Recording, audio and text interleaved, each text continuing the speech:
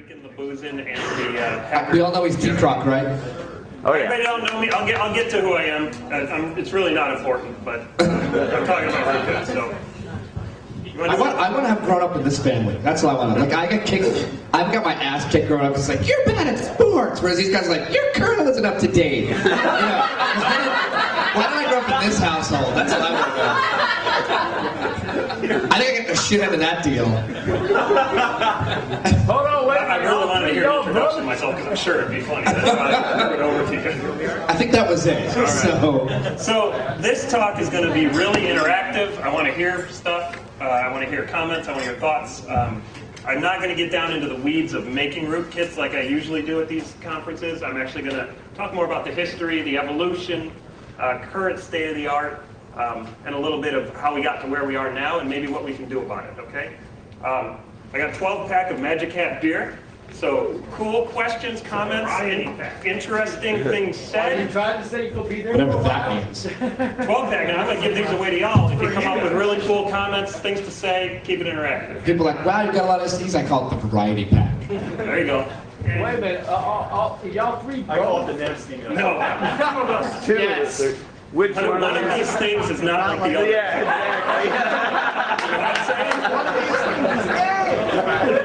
So, like you said, these beers are for you guys. I don't drink beer, and he's probably not going to drink any beer. No, they're for y'all. So please interact with us. I'll be running around handing out beers to people who He's my beer interact, except for Private Pile over there. He's not getting any beer. He might even be dead. I don't want to wake him. He'll kill me, so I'm just going to turn this off. Go straight up. Okay, who the hell is this guy? My name is Tyler, aka T-Croc, dumbass, any of the above. I'll answer to all. I'm a security consultant for a security company. I consult to Fortune 500 companies, government, education, facilities, banks, finance, all sorts of different industries. Whoever wants to pay me money, I'll come help you secure your stuff. Member of Hex90.org, Ghetto Hackers, Atari Ninja, lead researcher at Donkey on a Waffle. And the only researcher at Donkey on a Waffle. What's wrong with that? The lead. It's my site. Spoke at some conferences, HUK2, CarolinaCons, many other major conferences, many other minor conferences. And I'm a lazy bastard who makes his brother do all the grunt work and system administration for his websites. All right. So not only does he maintain all my websites, he is my beer bitch. If the shit's broken, let me know. Exactly. If my stuff's broken, Tom takes him. All right, so here's what we're going to talk about. We're going to go over a definition of a rootkit, which, believe it or not, is not an easy thing to actually come up with. History and evolution, we're going to talk about the classes of rootkits. We're going to go through 4 different classes. Detection techniques of each of those classes. What does that mean to people from a forensics point of view? Okay, what happens when you're owned and you got a rootkit in there? How can you get some analysis of that system?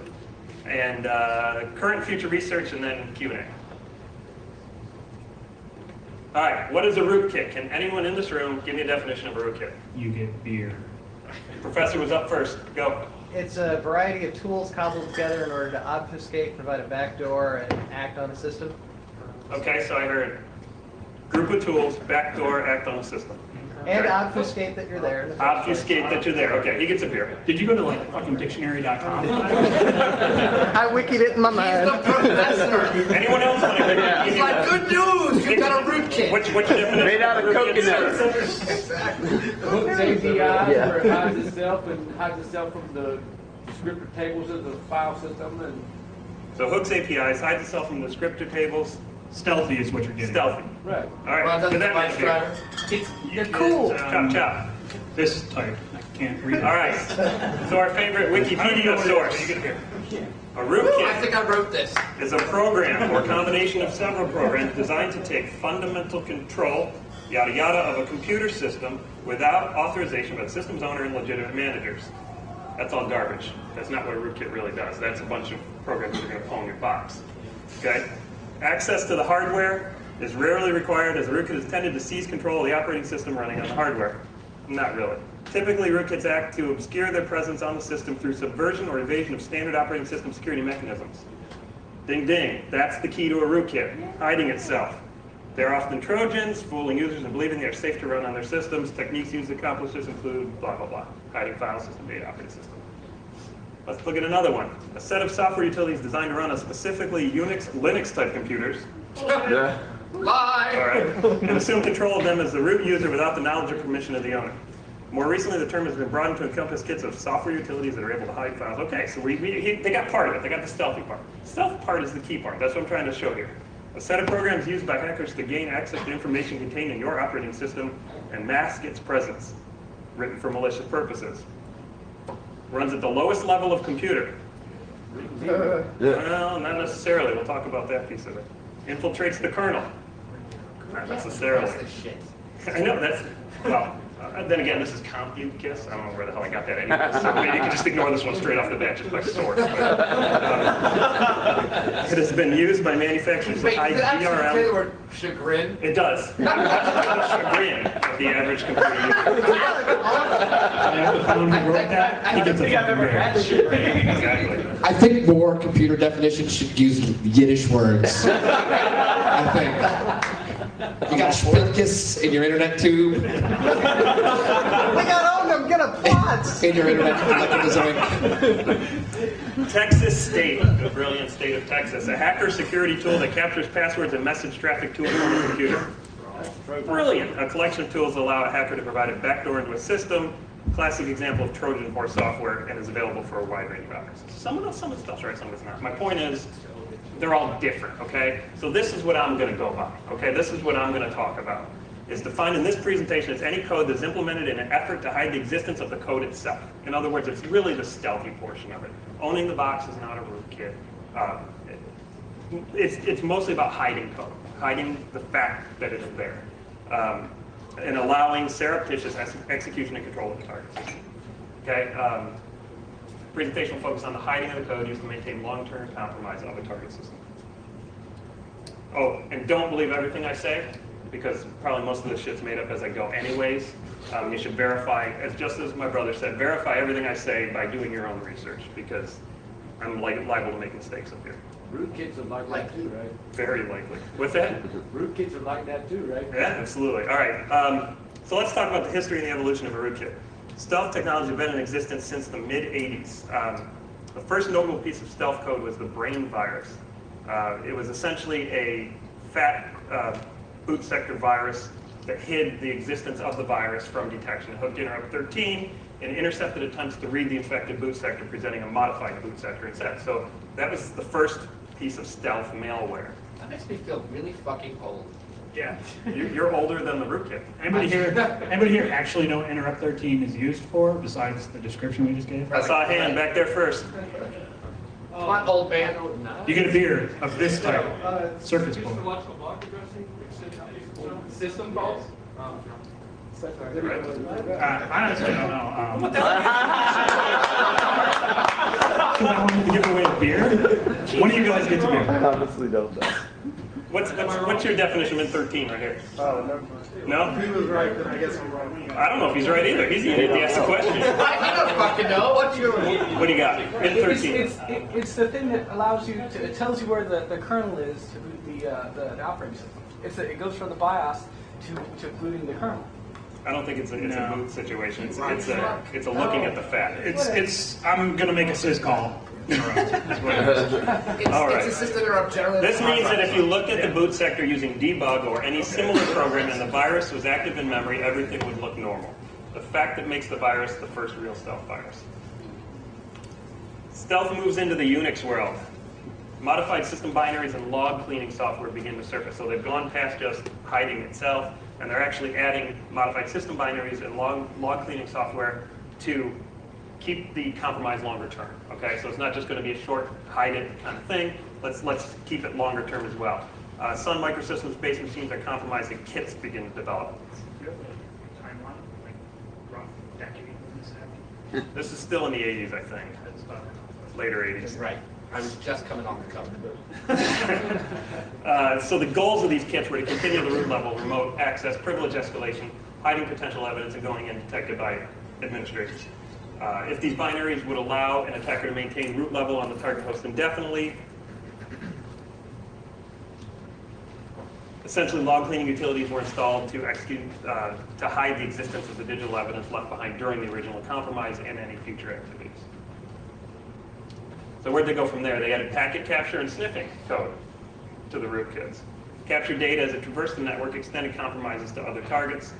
It was extended to libraries for quicker installation. So they've gone from modifying individual binaries to modifying the libraries that the binaries call. I'll get into that a little bit later. Mid-90s, we started to see userland rootkits are getting detected. They came up with methods to detect userland rootkits relatively quickly, and they had to do something about that. The rootkit developers had to do something about that. In the 97, 99 timeframe, they relocated to the kernel level, and similar results, but they're far more difficult to detect.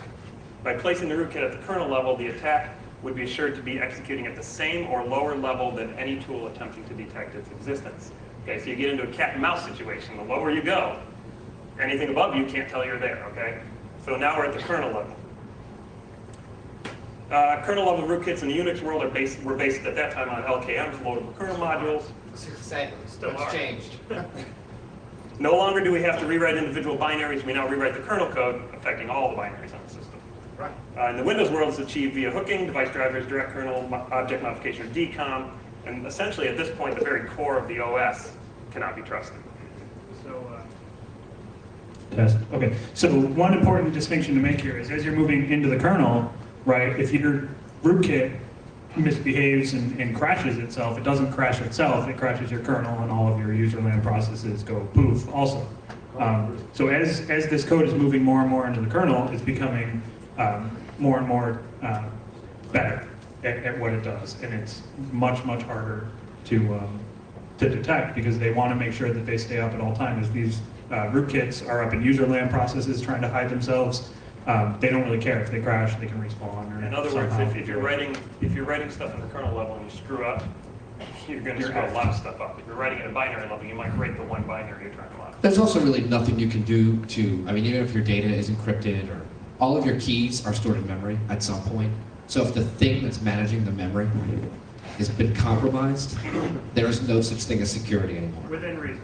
Now, hold on. I'm going to argue against you. So am I. All right. I'm we'll calling shenanigans. We'll fight to the death, on it, much to my chagrin. Somebody, yes, sir. What's up? Can I get a bottle opener, please?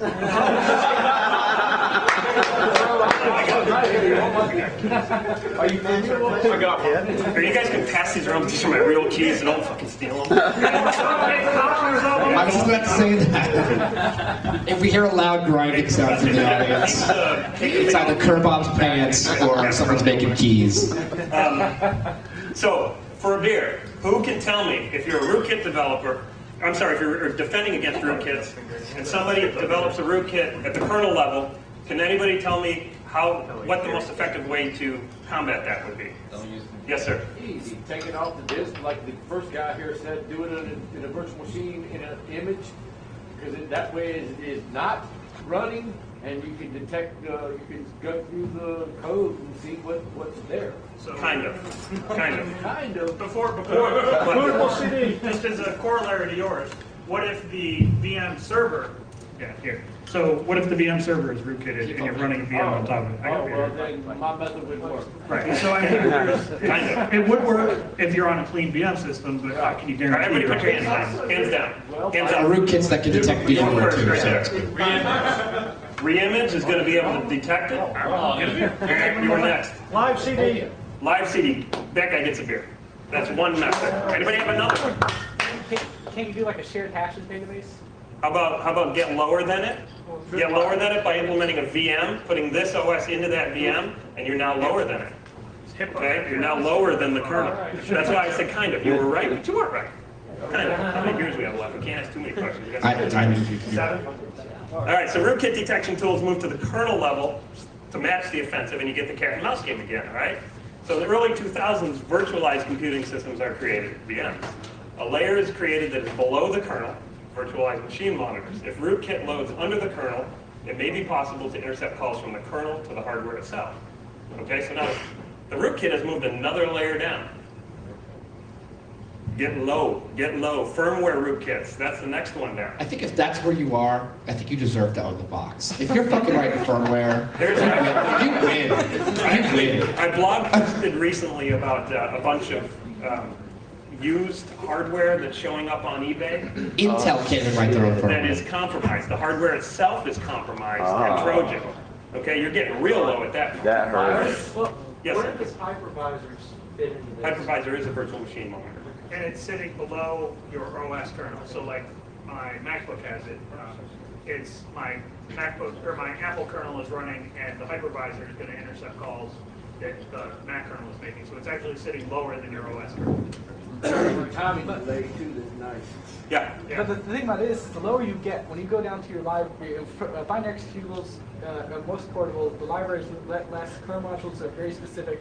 Firmware, if I've got a rootkit that's in a firmware that's made for Windows, I just boot to Linux and I can detect it, or vice versa. We'll talk about that when we get to detection. Yeah. You said that some hardware showing got compromised. Do you know what type of BIOS that was using? Was it the open BIOS? That's You are always hanging out eating now? every time we ask a question. It was actually the particular posting I posted. I had gotten a hold of, I want to say FBI hold me to that presentation on Cisco-related gear that was showing up on the market, on the reused market, with modified hardware chips. China. Exactly, Chinese related. Yeah. And at the end, my blog's on there. If you go to some of the back posts, you can actually download that presentation if you're interested in checking it out. It really bothers me that there are people out there who can write better firmware than the hardware manufacturer, because they've added stuff, right? Yeah. Blows my mind.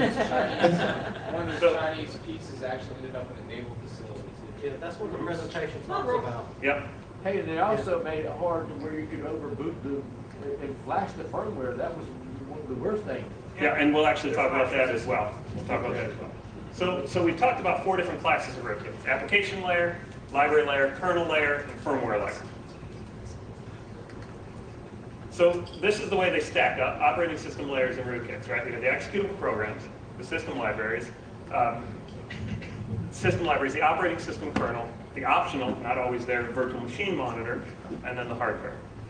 Rootkit and subversive malware come in 5 distinct classifications. When looking at the typical computer system architecture, we see a direct correlation between computing architecture layers and the types of rootkit technologies in existence and being researched today.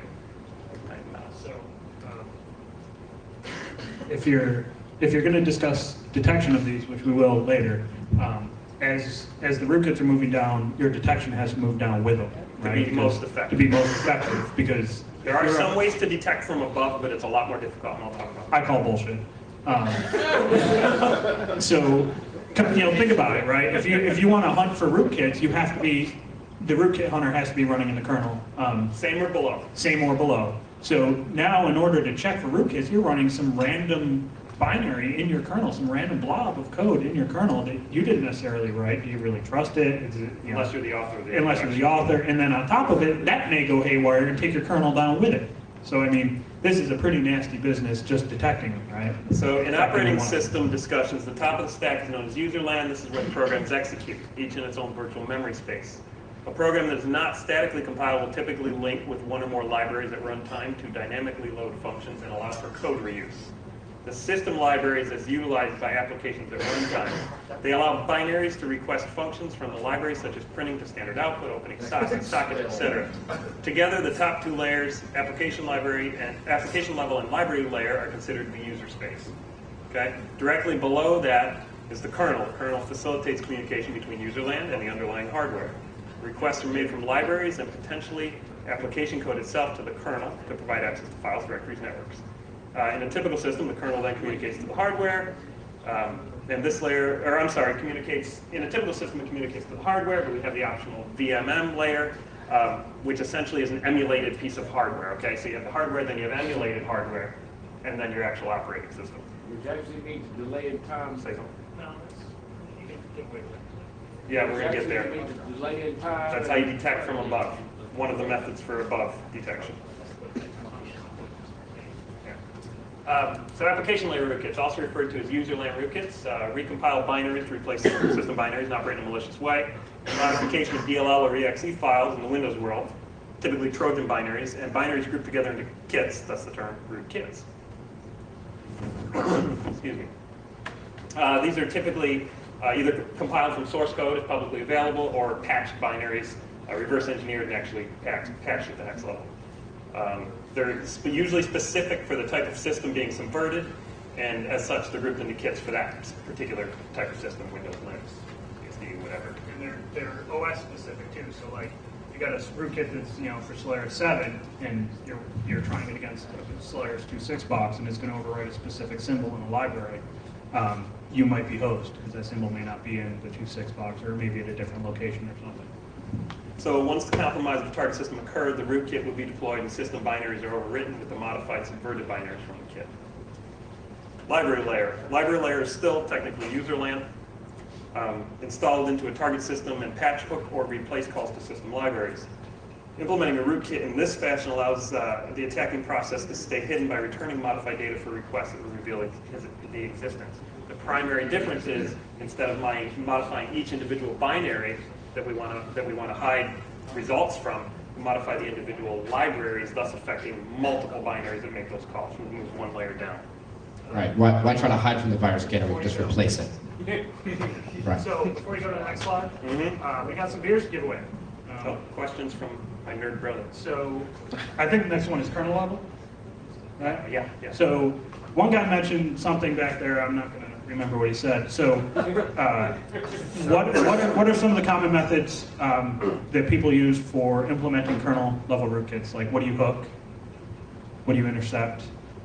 It's for a You couple said beers. some of them before. Somebody said some of them before. You get another beer. You get another beer if you get it wasted right. on us, sir. Isn't there one that there's a link file list, and as it goes through the list, if it sees a particular one where that file's at, it links to the next one? Yeah, so skipping file systems, right? So you I can won't require you to tell me the names of the Yeah, tables, you're but getting on the right into track. hiding from a file system perspective. Yeah, what's up? Can't you hook the paging? Paging? Oh, Jesus. Right. I'll let him have a microphone. To hide itself from memory, right? So anything that's going to inspect memory. Right, and they hook like the calls to the paging to the memory. Yeah, that's one. I'll get you a beer. I'll take one more. We've got time to kill.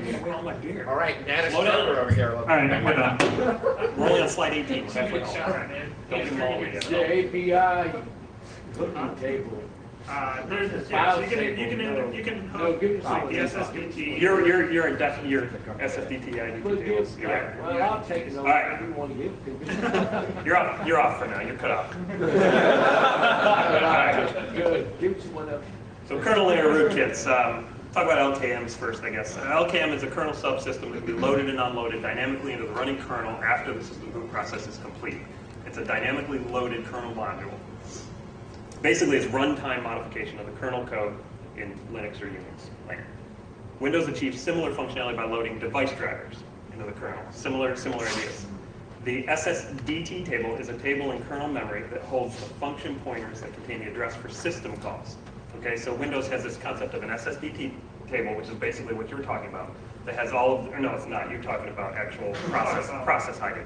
But anyways, SSDT table holds a function pointer for each of the system calls. So when the kernel makes a system call, or when userland makes a system call into the kernel, it looks at this table, and the table says, that call's over here.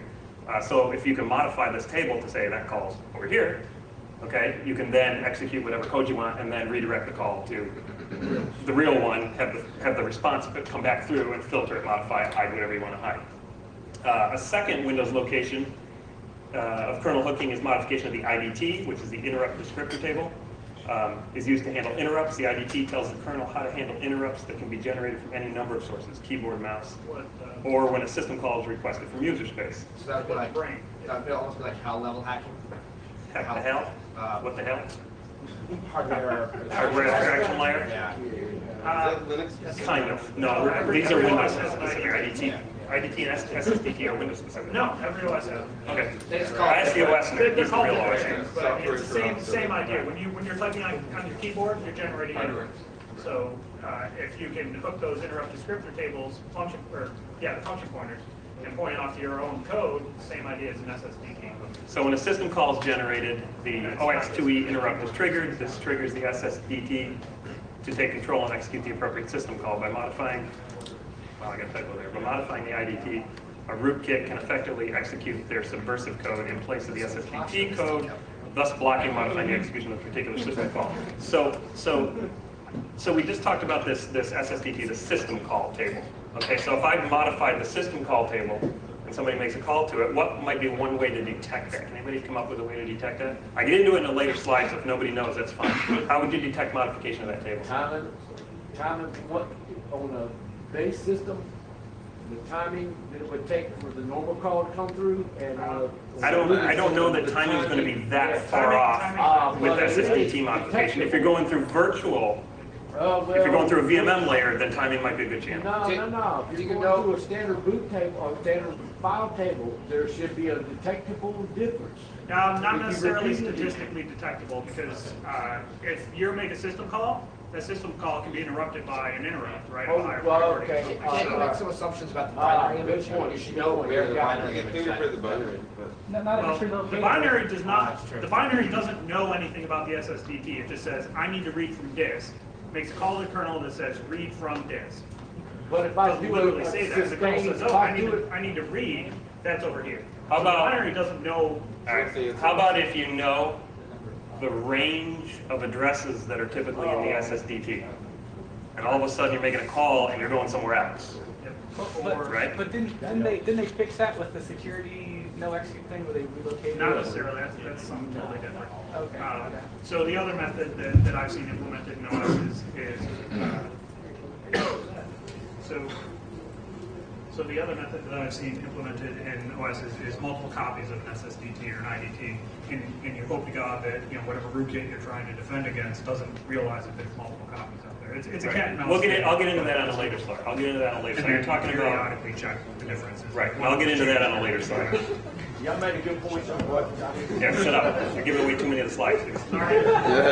He's never seen the presentation. He's going off the just cuff. told me So. like 20 minutes I said, hey, ago, come come on present up with and me. get I don't know this content as well as I should. Come present with me. So once again, my brother does all the real work and I get all the glory. So all accounting systems store accounting information in memory. And this is what UnQ is talking about. DCOM is modification of kernel bookkeeping and recording systems as the kernel is running, such as your process chains. Modifying and unlinking those process chains can leave a process disconnected from the chain of processes, thus undetectable. But it's still runnable. Right. Your process Modification is of live kernel data is a very fragile process. One mistake will inevitably result in an unstable system, and most likely the operating system will enter an unrecoverable state. DCOM is limited in that this technique can only modify data that is accounted for in the running kernel. If it's not accounted for in the kernel, you can't modify it, okay? Data such as lists of running processes, operational device drivers, active network ports, and thread details are all kept in the running kernel and can be modified by a DCOM-based attack. Someone else say? No, I was just going to crack jokes. All right, so the next level is virtualized rootkits, okay? So now we're to the kernel level. So how do they operate if we get below the kernel? So the lowest level rootkit in existence, kind of, is the virtualized rootkit. It's not been possible for other types of rootkits, with the exception of a firmware rootkit, to gain a clear advantage over rootkit detection software because they operate at the same or higher levels within the operating system that the defensive counterparts do. If both an attacker and a defender operate at the same level, a stalemate occurs in which the attacker can modify its methods, but will be easily detected by defensive software that adds similar methods to its detection routines. This end result is a cat and mouse game of offensive modifications and defensive counter modifications, in which case nobody really wins. So the second way in which other types of rootkits are limited compared to virtualized rootkits is size. So the bigger a rootkit is at all those other levels, the more obvious it is. The more binaries you modify, the more system libraries you modify, the more kernel space you jack up, it's more detectable. When you're at the VM level, you're below the kernel. Size is kind of irrelevant. You can be as big as you want at that point, right? It really doesn't matter. Within reason, right? Those have to be small. No, they don't. They can be as big as you want them to be. Why is there, I mean, obviously you can, within limitation of the hardware, but... Yeah, it's within limitation of Right. hardware. Right, if Windows user would never know. Yeah, it's hey, just Windows. It doesn't mean that you can go write like a 5 gig VMM rootkit. You just don't have that much space for Of course, right? Within reason. Within reason, yeah. So they're inserted below the general operating system, one layer abstracted from the hardware. They can track, drop, create, modify all requests to the hardware itself. Okay, two types. They're software-based and hardware-assisted. I'll get into both each on its own slide. And it's not limited by size. Bigger is easier to see. Ain't that true, Will? In every other way, except the VM. Not always. So software-based. Sometimes it's black and it's nice. Or if you got the minimalist theme going, it's just a room, it's all white. So it's software-based. It uses a VMM to manage the resources, the intermediary between the hardware and the operating system. It requires a reboot to load under the operating system. Traps all requests to the hardware filtering responses and presents falsified or filtered data. It's nearly undetectable to tools that are installed even in the kernel of the operating system. Okay, this is your more common, not that you're seeing a bunch of them yet, but your more common VMM layer rootkit. Yes, sir. Oh, never mind. I was going to call shenanigans on the reboot one, but If there's already a it's not. virtual machine running, could rootkit modify the running virtual machine? That's one of the ways to detect or stop. That's a prevention method, would be to load your own virtual machine under your operating system, your own hypervisor. Absolutely. But I mean, at the moment, your hypervisor isn't there anymore. That's something is up. Hands up, anybody who's written their own hypervisor? Yeah, exactly. So I mean, these things are very difficult to write well. So I mean, there is no, look, I'm going to load Joe Random Guy's hypervisor yet, and that'll stop me from hypervisor Because reasons. clearly that's safe. Yeah. So by inserting the virtual machine beneath the entirety of the original operating system and emulating the hardware via software representation, it's possible for the software-based virtualized rootkit to track any and all requests to the hardware and present back the falsified and filtered result. The end result of which is a rootkit implemented in software at a layer that is virtually undetectable to any software installed in the original operating system, even at the most privileged kernel level. So would you consider VMware to be a software-based hypervisor? Absolutely. Okay. Yep, that's absolutely. Okay. So hardware assisted. So the difference between hardware assisted and software-based virtualized rootkits is that hardware assisted relies on the hardware itself to kind of shim a VM into place and then take the actually executing operating system and layer it on to the hypervisor that you just shimmed into place. So you don't have to reboot a hardware assisted virtualized rootkit. You can get it installed. It is pretty sweet. You can get it installed by forking or migrating the OS to a guest state on top of an operating system. Hardware itself must support virtual hosts, AMDV, and Intel VTX. Hardware is required to do a hardware-assisted virtualized rootkit. This hardware is extremely common nowadays. MacBooks Pros have them. I don't know if the 13-inch does. And most newer CPUs that you're buying nowadays have it because everybody's going virtualized. So hardware-assisted virtualization is great. But it's also a pain in the ass for security because now people can jack up your hypervisor. So the hypervisor is loaded into the guest operating system via traditional kernel loading method. In the Windows case, this is a segment of driver code, device driver code. A section of memory is then allocated for the hypervisor and it is loaded into the system. The original operating system is then transferred to a guest of the newly installed hypervisor, and upon successful loading of the hypervisor, the loader code is removed from the original guest system, thus leaving no trace of the original installation of the hypervisor at the lower layer.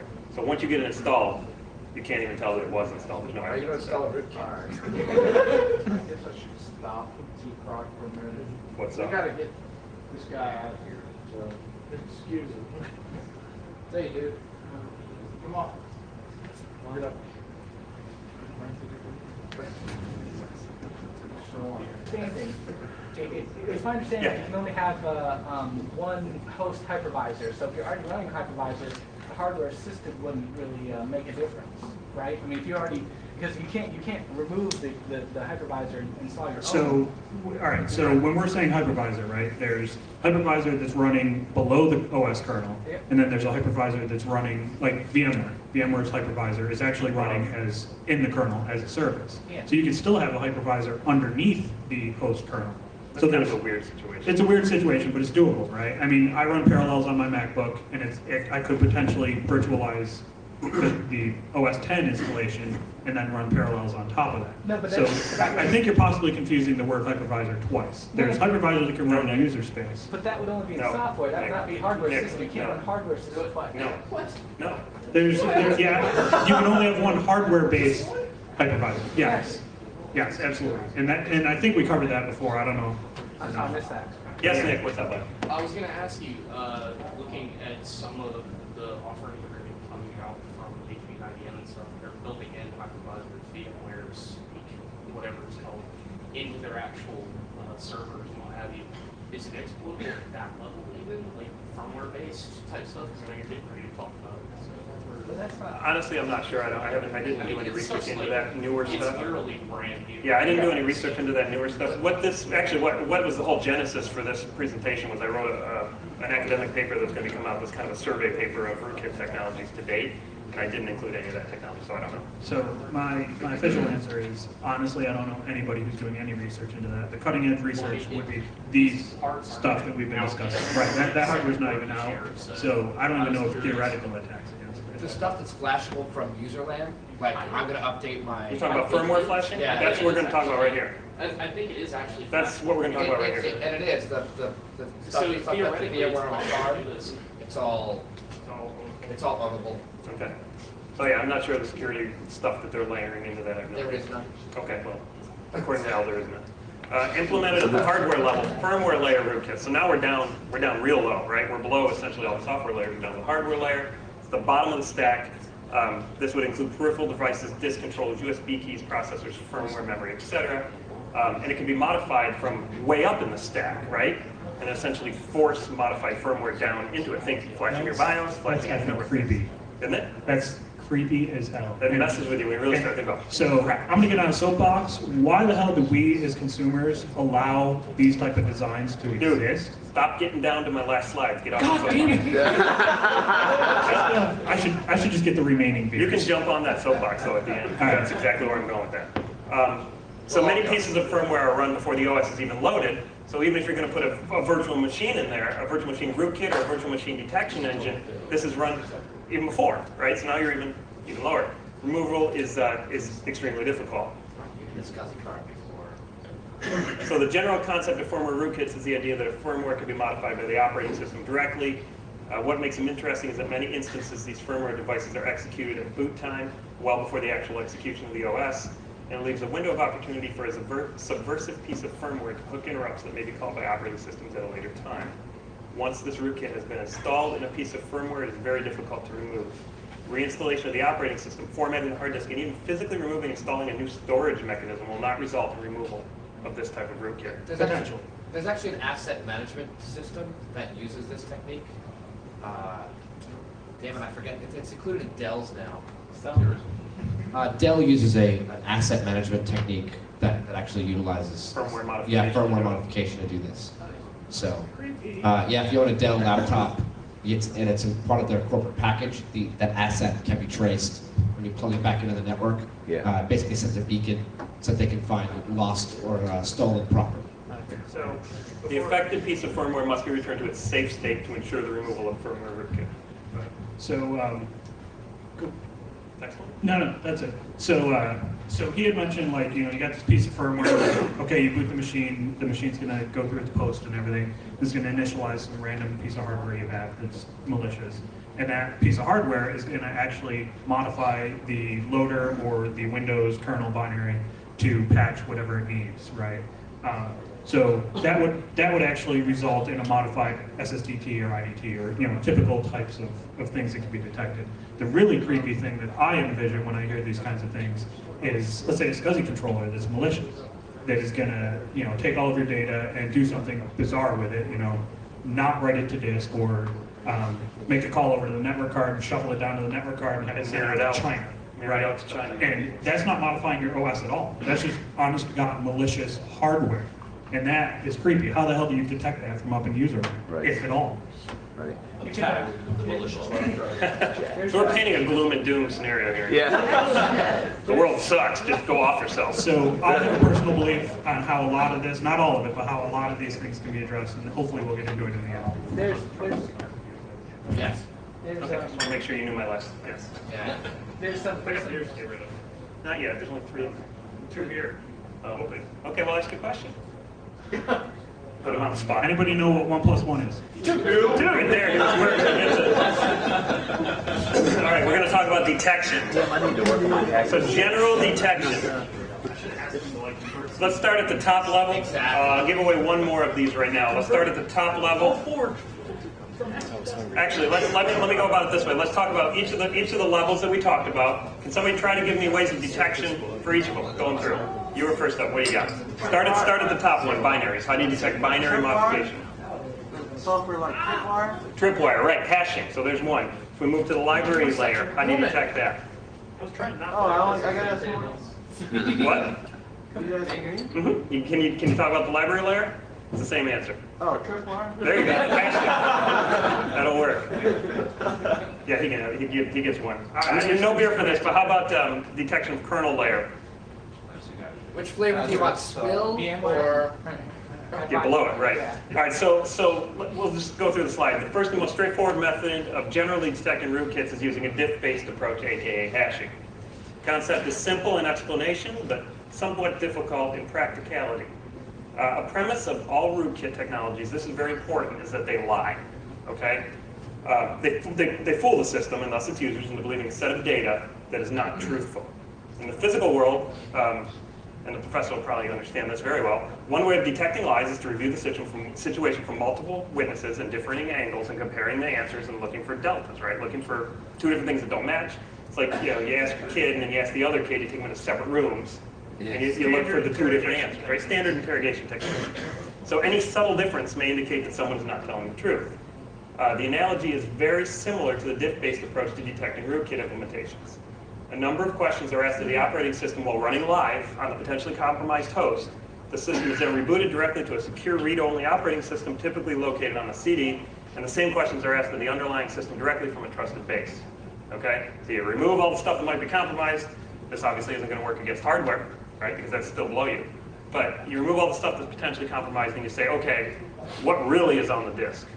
Okay? And compared to looking at it from the operating system level and saying, what's on the disk? Where the stuff is going to give you lies. And you look at the delta. If they match, it's probably true. If they don't match, there's something wrong there. So if there are deltas in the return data, someone has lied. Technique is particularly useful when looking for file and data directory hiding. It doesn't matter if the stealth system is deployed in userland, kernel mode, or a VM. The results will differ when compared to the same questions asked from a known good secure base. But how are you supposed to ask, what processes are running? What processes are really existing on my machine? When you reboot the machine, you lose all those processes. Right, there are attacks that could exist completely in memory. Right. So this is specifically, like I said, it's specifically useful for file and data directory. Right. Exactly. And in-memory analysis right now is kind of shitty. I know very good tools, very few good tools for good in-memory analysis. And the downside of this approach also is lots of people hate rebooting their machines if they're production machines, right? If you got to take it offline for an hour, a day, however long it takes to do this analysis, it's offline. If you don't have anything up in its place to keep your business running, you're effed. So I mean, this type of approach does work for the things he was describing, but it is very annoying to a production system. Plus, not everyone likes to have 4 Sun Enterprise servers Yeah. hanging around Yeah. just to be able to take one down for A rootkit check. right a rootkit. Periodic 4-day rootkit check. Sorry, can't do business. Okay, so directly examine the underlying hardware. It can be done live. It does not always require a reboot. And what they mean by that is using direct assembly calls that bypass the kernel directly and look at the hardware. SleuthKit is an example of that type of solution. Use tools that bypass the kernel and directly access the hardware.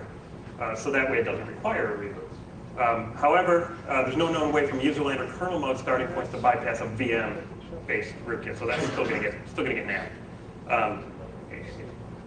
That lies between the hardware and the operating system itself. You could also directly review kernel memory bypassing the API, so you can look at the memory, you can look at the disk, but you're still going to get nipped by a VM-based rootkit. So let's talk about application layer detection. This is why that gentleman got a beer.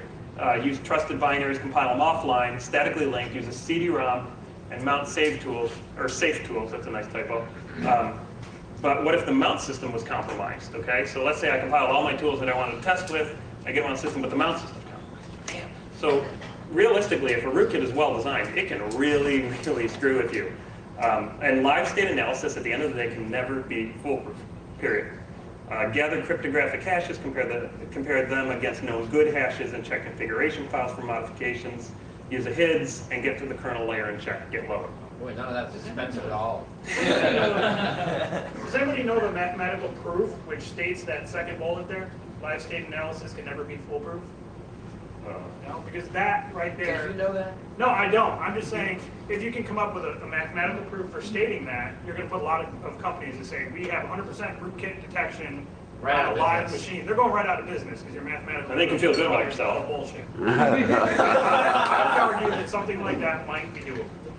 So library layer, very similar to those used in application layer. Get your trusted binaries. This time it targets libraries and not binaries. You essentially get trusted binaries, look at the hashes, compare them. Static compilation is mandatory. If you don't statically compile your binaries, you're going to use libraries that are local on the host you're trying to analyze, and you're still going to be subverted, okay? Check the config files, get a HIDs, and go to the kernel layer, okay? That's how you're going to check for library layer.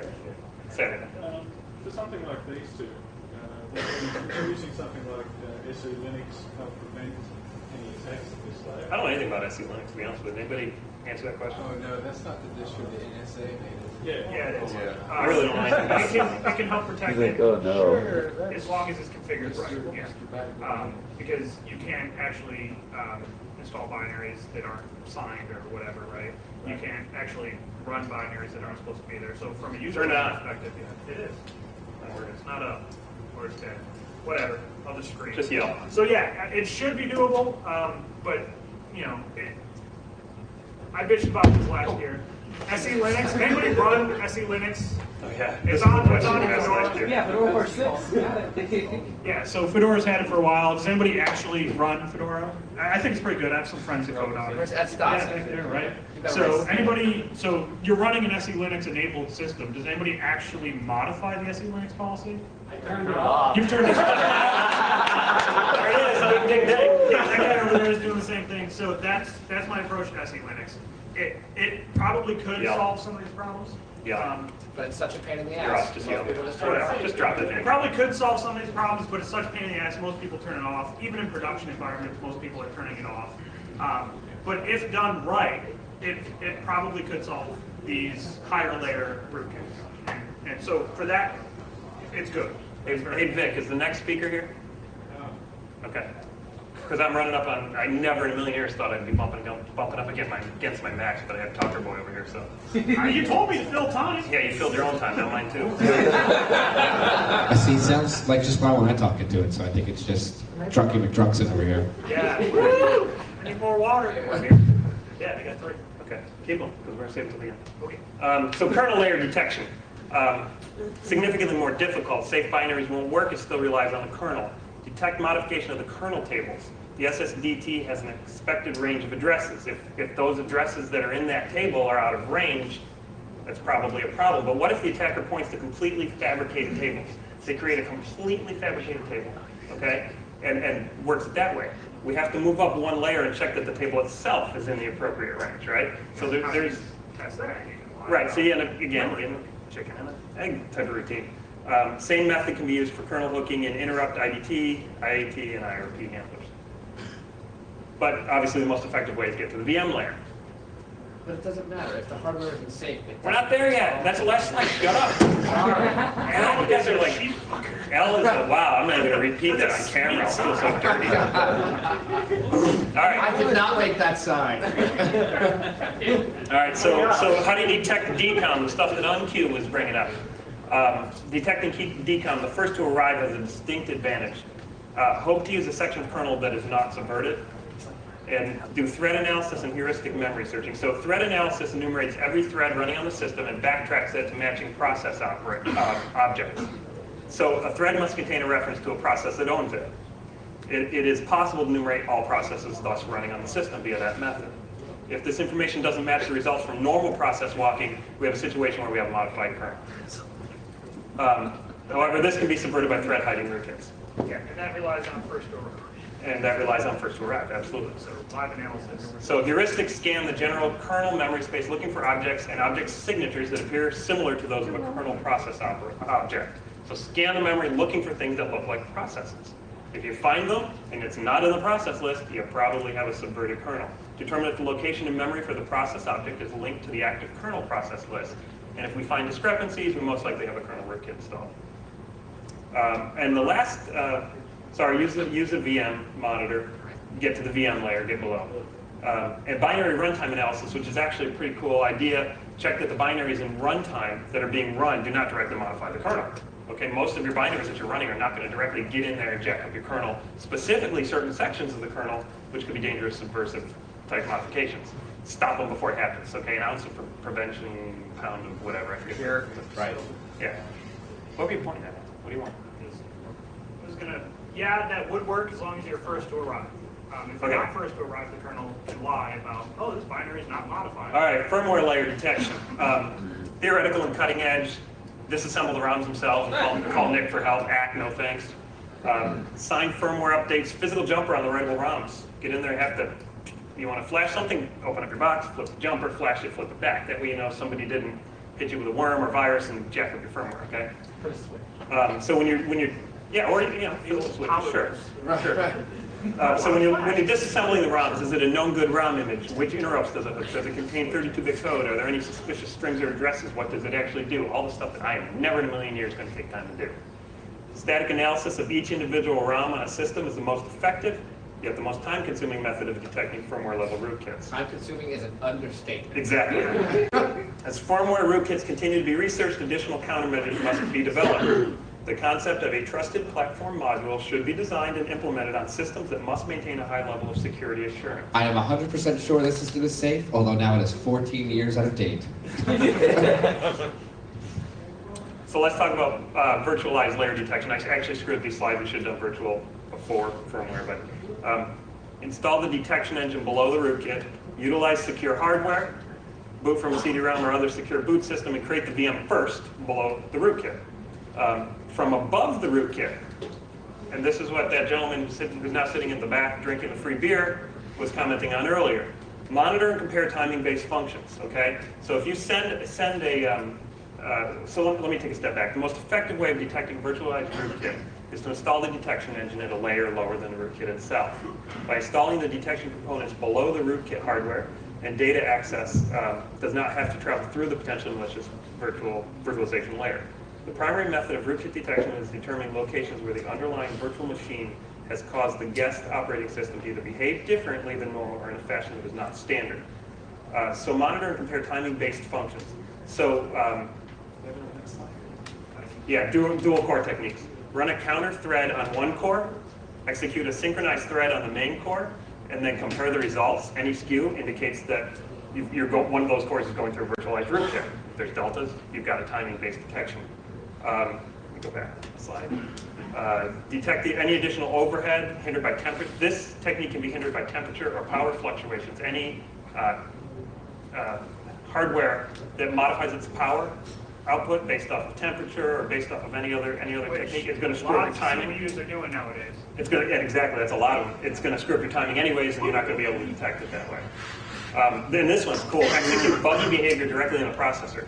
So a lot of the processors have bugs, but the VM rootkit doesn't think to implement the bugs. They implement all the legit stuff. So execute something that's going to cause a problem, and if it doesn't cause a problem, you may have a VM layer rootkit, right? Because it wasn't implemented properly.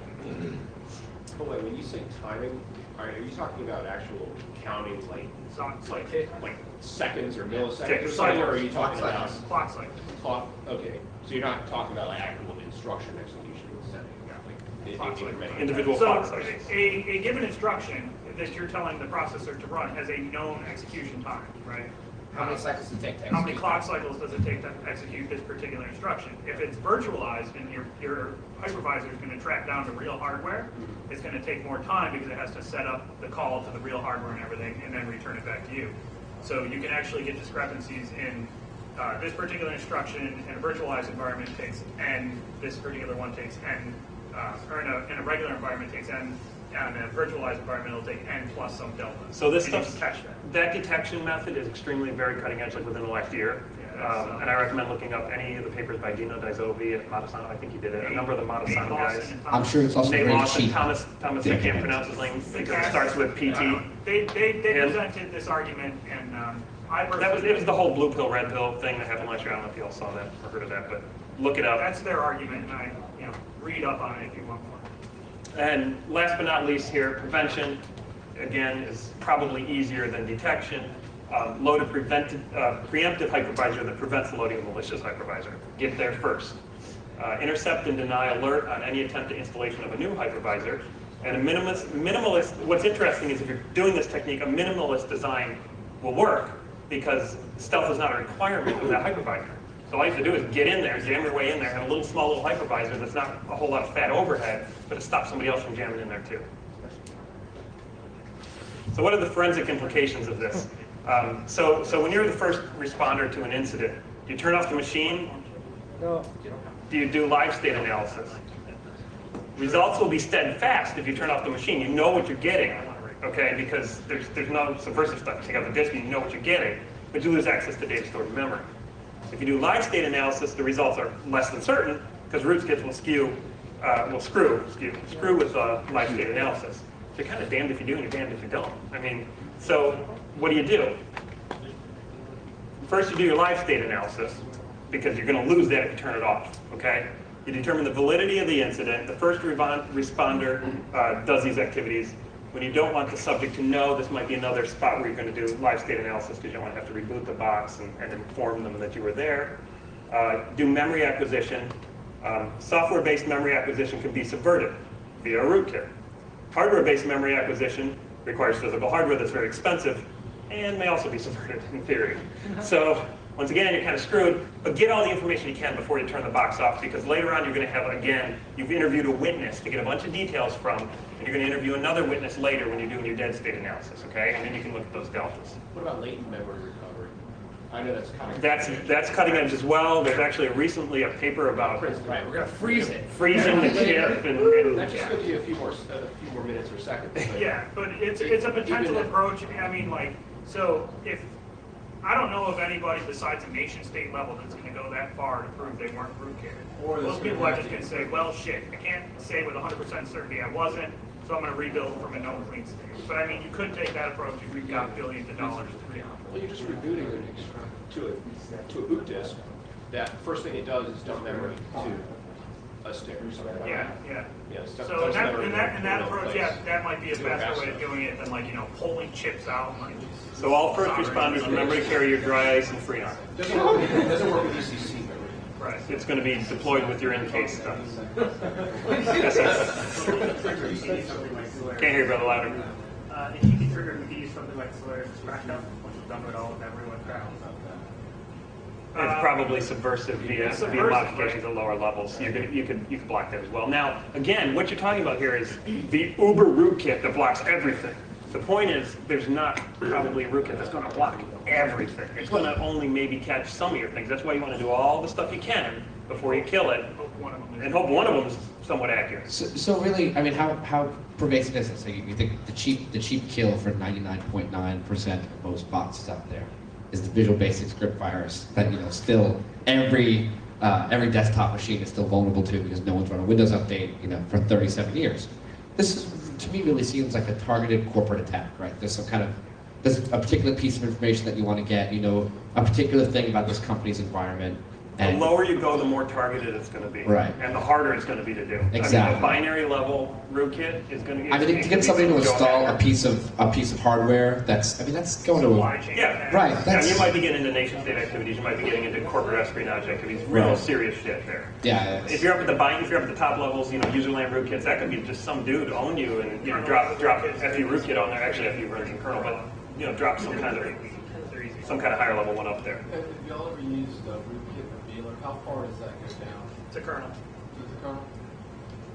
Good thing Some to of know. them are actually like not kernel level; they're just user land level. Some of them are kernel level. But you're running that one in particular, but they never go lower than kernel. Yeah, but in a best case, I don't know that one in particular either. I've heard of it, but I haven't done any research into it.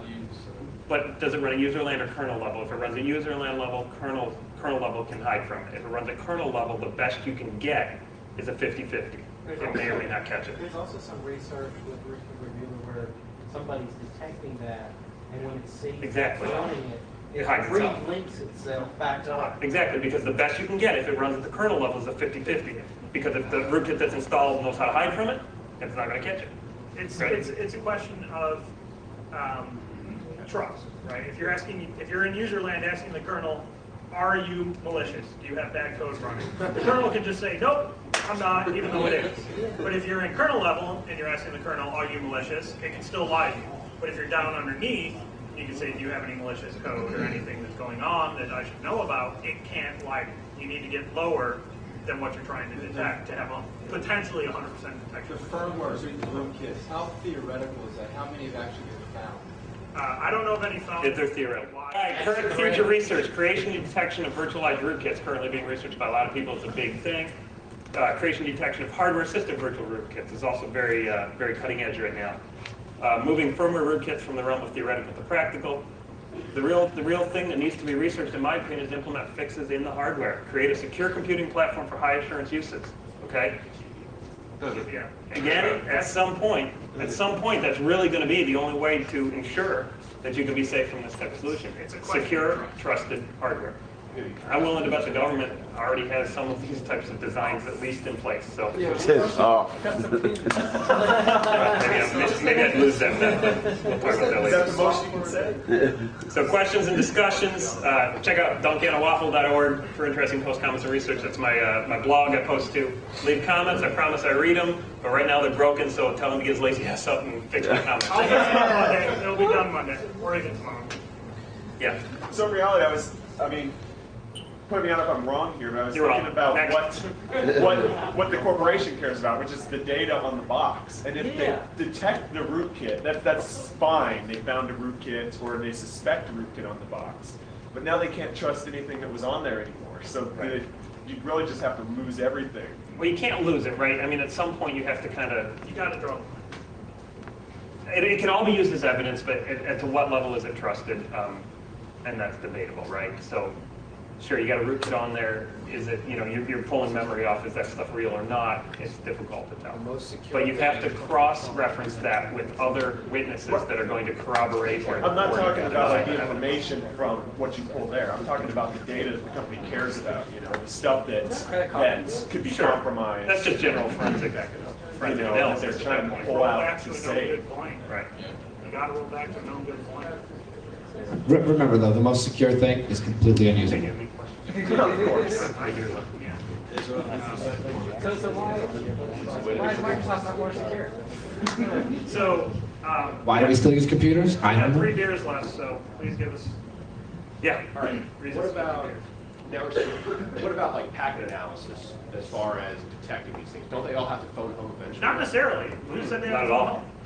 They can sit there and wait for somebody to come harvest it. Yeah. Harvest the data. Like secret the data out. Yeah. I'm going to sit here and wait for you to plug in a USB key and give you anything. Right. So, and who said they even had to do that? What if their whole goal was to just sit there in memory collecting data until at one point they just fire off packets rather than streaming packets? They just fire off a huge batch and then they don't care if they ever get caught. We're not even doing that. They could just want to corrupt the data. So if they're constantly streaming data out from your machines, then outgoing network monitoring is a great idea. But there's also, then you get into the whole concept of covert channels. Yeah, right. And you could covertly ship the data out in ones and zeros on a timing channel. I mean, there's a million ways to get the data out subversively. So, but you can get some beer for that. Oh, hell yeah. What about I/O? Like if you're connected to a SAN, what about being able to monitor via the SAN device or something like do SAN sniffing instead of like network sniffing thing? To be able to like validate some sort of detection at the communication channel between the storage device. That's an interesting concept. It's an interesting program. You want beer? You get some beer for that, sure. Yeah, this guy right here. What? Use the Game 13 thing. It's a BIOS. So it's okay. Wes, shut up. About the question you asked earlier about if there was mathematical proof that was the 100%. I know there's a mathematical proof that you cannot have a debugger detect and debug an arbitrary process, and that has been proven. So that would be different from but it's closely related. Right. So that's closely related. It's just it was one of those thoughts that occurred to me. Like so, I used to do security, and I would have vendors come in and say, "Oh, we can detect 100% of rootkits from user land," and I would just throw them out the door. Like you're lying. Goodbye. What did he say? That guy gets a beer. Can somebody repeat what he said? He said he knows of a mathematical proof, and I'd love to if you could email me the information about it. Proof that a debugger cannot debug an arbitrary process because it has I'm assuming, correct me if I'm wrong, if the debugger says I want to debug this particular process, it has no idea if it is actually debugging that process because it has to ask the kernel for that information. The kernel can lie. So that's the approach that, if you can prove that from a rootkit detection standpoint, a lot of companies are going to potentially be mad at you. Anything else before we wrap it up and let the next guy who's now here talk? I think we killed enough of everybody's time. All right, thank you. Thank you. Yeah!